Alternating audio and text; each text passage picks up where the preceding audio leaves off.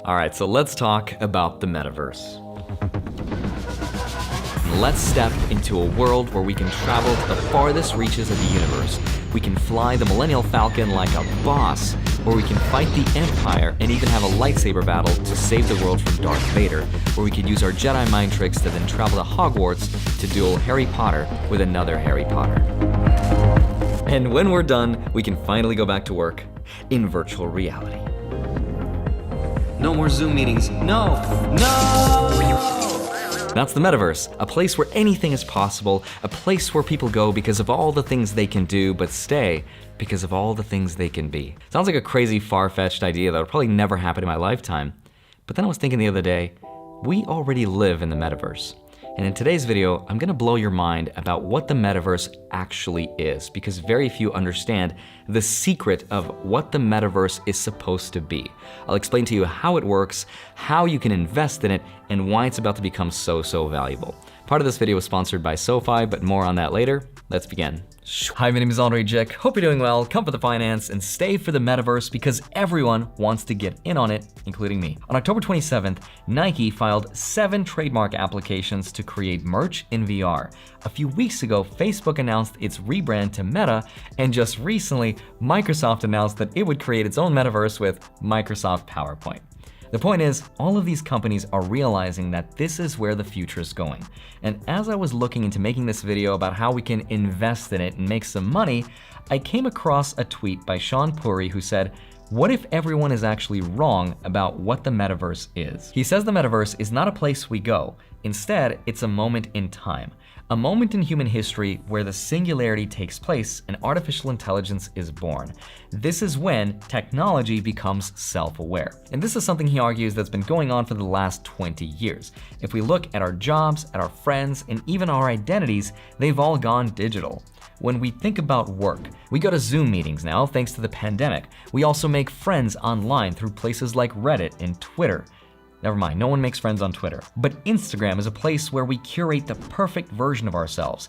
Instagram has become more important in how we present ourselves than how we present ourselves in real life. Did life really happen if you didn't post about it on Instagram? Even how we invest our money has gone digital. The assets we buy are things like NFTs and tokens and cryptocurrencies, and Sean even says that Bored Apes are the new Rolexes and Fortnite skins are the new skinny jeans. Because if we're gonna spend most of our time in this digital world, then our flexes have to be digital too. He says the metaverse is when the idea of the digital self becomes more important than the physical self. I want to expand on his theory because I think he's right. The metaverse is not some place that Facebook is trying to create. It's something much more than that. It's about to get very meta, so please stay with me. The metaverse is a simulation of time. And we've been experiencing the metaverse since the creation of the internet and the creation of video games. This is gonna make me feel a little bit old, but since the middle of the 1990s, when the internet started to be mainstream, we played around with the idea of the metaverse, except it wasn't in VR or AR. It was through a bulky computer screen. My parents had a Pentium 4 Intel processor chip that I used to play Doom and Quake on. It was awesome. And if we ever got a call to our landline, whatever that means, I would lose like 3 hours of progress of trying to download something which was the equivalent of a song. It was frustrating, but it was the good old times. The graphics eventually got better though, the internet got faster, and our devices got smaller. And this interface is constantly evolving. Today, it's evolved to become portable, so that anywhere in the world we could teleport in VR and go from one place to another instantaneously. We can even coordinate apes to invest their money together so they can get rich together without ever having met or know each other. We can also go to the internet to find someone special. I've never publicly admitted this, but I found my girlfriend Corey through the internet. We met on Tinder, except I was just swiping pictures instead of meeting someone in 3D, in VR, where I could actually see and hear them. My chances would have been a lot lower if that was the case, so I'm glad it didn't happen, but the point is, the metaverse is already here, and it's playing out exactly like physicist Michio Kaku predicted. He said there were gonna be 3 types of civilizations: Type 1, Type 2, and Type 3. Right now, we are going from type 0 to a type 1 planetary civilization, a moment in time where we'll get most of our energy from our nearby star, which of course is our sun, which is also why we're seeing a shift in focus when we talk about energy and sustainable and renewable energy sources and companies like Tesla, which in the future are going to become the most valuable companies in the world. And in this type 1 civilization, the internet is a type 1 communication system, and the metaverse is a type 1 interface for all of it. And what we're interfacing is a simulation of a world in the future. A lot will change with the metaverse, but you know what probably won't change? Shopping for the holidays, which is why today's sponsor is SoFi. They're helping you shop for everyone on your list without losing track of your financial goals. Their credit card helps you save, invest, and pay down eligible SoFi debt and offers 2% cash back with no annual fee. But that's not even the best part. The best part is that you can redeem your 2% cash back savings for crypto. That is my jam. Remember how I made that video about how to invest like the 1% by borrowing against your assets? Well, SoFi has you covered with a personal loan, or you could partner with them to refinance your student loans, and with the cashback savings, you can actually use to pay down your debt directly through their app. And if that wasn't enough, once you apply with the link down in the description below the video and get approved, you could win a piece of the 1 million rewards points they're giving away. You could win anywhere between $20,000 to $20,000. So good luck. Again, the link is in the description below the video. Thank you, SoFi, for sponsoring this part of the video. Let's get back to the metaverse. Okay, so far we know that the metaverse is a simulation of time in the future. Now, Andrew Steinwald had a really great quote on Twitter that said that the cryptocurrencies that we're creating today is the money of the metaverse. NFTs are the stuff or the things that we bring into this world as part of our digital identity. We could look at DAOs, or decentralized autonomous organizations, as the companies of the metaverse, and the tokens are sort of like rewards for participating in social experiments. Now, from an investment perspective, the question is, what do we invest our money in, right? If we know that's where the world is going, ultimately, how do we take advantage of where this future is going? Because any company can come along and create their own version. So the question is it going to be a universe or a multiverse? Is it Facebook's Meta? Is it Decentraland? Is it Sandbox? Is it the Viviverse? Or is it something else? The answer is it's going to be all of those things. Here's my metaverse theory about what the metaverse actually is on a fundamental layer. This is going to get very complicated in meta, but I promise I'm going to connect all the dots, so try not to fall asleep. In 1869, John Locke created the concept of human identity and selfhood. And in this outline, the three concepts were concepts I know you've heard of before: life, liberty, and not the pursuit of happiness, but property. He said that in order to balance the role and the power of government, governments had a responsibility, a social contract, if you will, to protect those three basic tenets of life, liberty, and property. Now, the government does protect life. We have security, we have the police, but the government can also take life away, and we've seen that a lot these past few years, which means perhaps the government has a little bit more power than we would maybe want them to have. The government is also supposed to protect our liberty, which is fancy for our freedom. But we also know that the government can take our freedom away anytime it wants. And the last thing it's supposed to protect is our property. But we don't really have control over our property, because if the government wants to take it away from us, they can at any point. Look up civil forfeiture in your state, it might surprise you.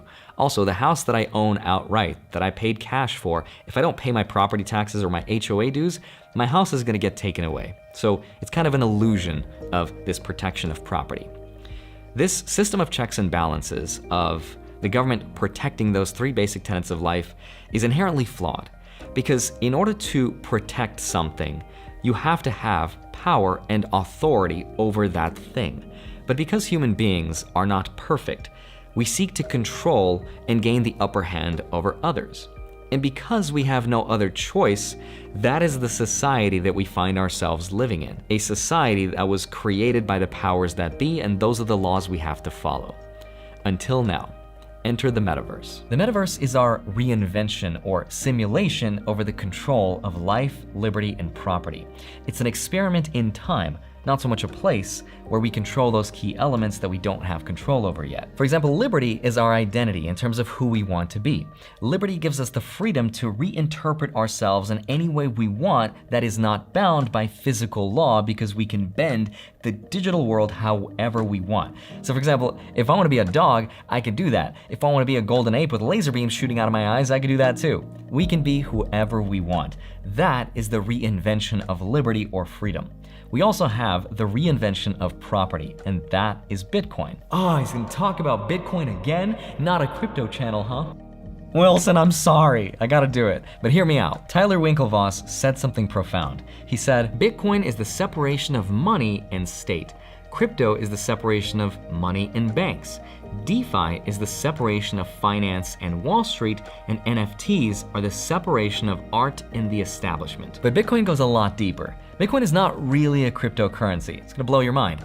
Bitcoin is not life. Bitcoin is not liberty. Bitcoin is property. It gives us full and total control over property. Not sort of kind of control or the illusion of control, but it gives us full and total immutable control by way of decentralization, such that the value we accumulate and save throughout the course of our lives could never be debased or destroyed by another government's printing of money or stolen by someone else. That is Bitcoin. It is control over property. In this digital world, Ethereum is the digitization of social contracts so that we don't need courts to interpret laws, because our laws are governed by smart contracts, not by human opinion. That's Ethereum, and a lot more. And the last one, of course, is life. Where do we choose to live and express this life? We can't choose to live it here in the physical world because there's already physical and social laws that prevent this from being reality. So we have to simulate this utopian time in the metaverse. And that's what it is. It's not so much a place, it's just a time where those three principles of life, liberty, and property become reality. Now this probably got way too meta and way too philosophical, and I had a hard time with making this video because I do finance videos, so all of this sounds pretty, but what does this actually mean? What is the actionable advice part of this video? Because how do we invest our money so we can get that cheddar to live in this cheesy metaverse of ours? Here's how I think about it. I don't think it matters so much which company is gonna create the ultimate metaverse, whether it's Facebook, Apple, Google, Microsoft, does not matter. What matters more is the stuff that we bring to these worlds that define our values and our identities. So for example, these cryptocurrencies, these NFTs, these tokens that we're all talking about on YouTube all the time, all they are is just the things that we bring to this world. So if Facebook's metaverse becomes the poppin' place we all go to hang out in, then we can bring all of that stuff with us. And if Facebook decides to get cheeky or run ads and we get annoyed, we could just take our stuff and bring it somewhere else, like maybe the VVverse. It's hard to say though what stuff is gonna become the most valuable. But I think we can safely say that money is gonna be valuable. And money is Bitcoin and Ethereum. They are the foundations of property and liberty. For example, I think collectibles and NFTs are gonna play a huge role in displaying our flexes in this digital world, which is why I've started investing in them early on as part of my digital identity that I will someday bring to the metaverse. And also someday I might be able to play as these characters, and that's pretty cool. That is my liberty to do. I've actually made a video about how to invest in these NFTs, or at least my favorite ones, and I got a few comments that said, well, these are not real assets. They're not tangible. You could just right click and save as on your computer. But that's missing the whole point, because we can't just borrow our value system from the physical world and apply it to the digital world and have it make any sense, because it falls apart. It's also why it's so hard to explain to people why Bitcoin has value or intrinsic value unless you understand everything I just talked about in this video about the core principles of the human experience. All the metaverse is just the latest interface for us to experience a place in time where we control life, liberty, and property. And that's how I like to think about investing in it. It's not what the metaverse creates that becomes valuable, it's what we bring into it that becomes significant. As always, don't forget to have a wonderful day. Smash that like button, subscribe if you haven't already.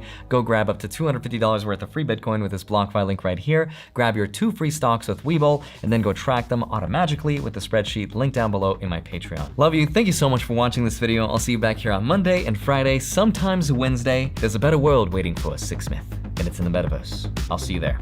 Bye-bye.